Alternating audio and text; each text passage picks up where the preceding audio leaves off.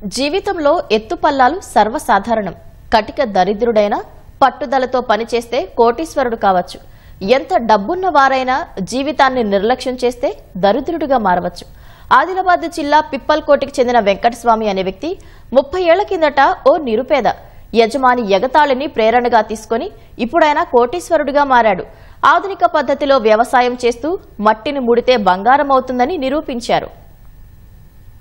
వెంకటస్వామి వయసు 55 సంవత్సరాలు. 30 ఏళ్ల కిందట కుటుంబ పోషణ కోసం ఆదిలాబాద్లోని ఓ వడ్రంగి దుకాణంలో దినసరి కూలీగా చేరారు. ఓ రోజు ఆయన బంధువు ఒకరు అతన్ని కలిసేందుకు దుకాణం వద్దకు రాగా బయటకు వెళ్లి టీ తాగి వస్తానని యజమానిని కోరారు. అందుకు యజమాని అంగీకరించకపోగా బంధువు ఎదుటనే "మీకు చుట్టాలున్నారా?" అని ప్రశ్నించారు.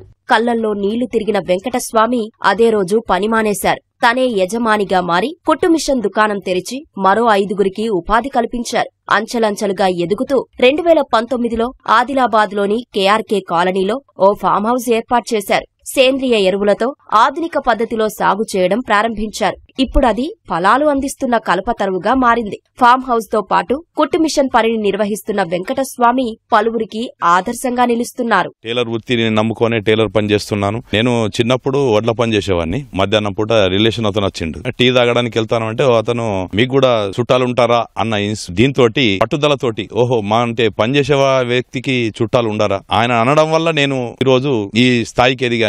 నాకు ఈ మొక్కలు వ్యవసాయం అంటే చాలా ఇంట్రెస్ట్. ఈ అభినందనకు ఆనాడు ఎదుర్కొన్నటువంటి సమస్యల్ని అవమానాన్ని ఈ రోజు నాకు అవే పూల మాలగా ధరించి నేను పైకి వచ్చాను.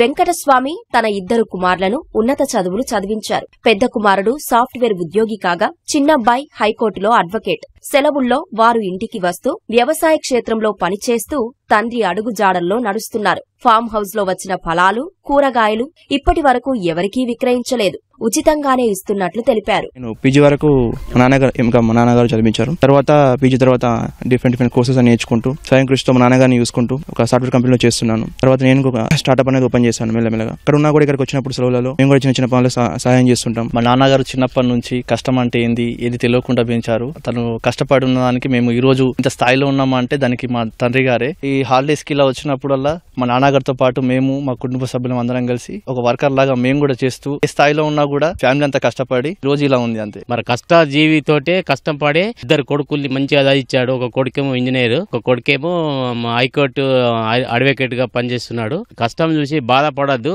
అందుకొరకు ఎంత కష్టం ఉన్నా బాధపడకుండా తను ఈ స్థాయికి ఎదిగిండని అంటే తనదే గొప్పతనం అనుకుంటున్నాం మేమైతే.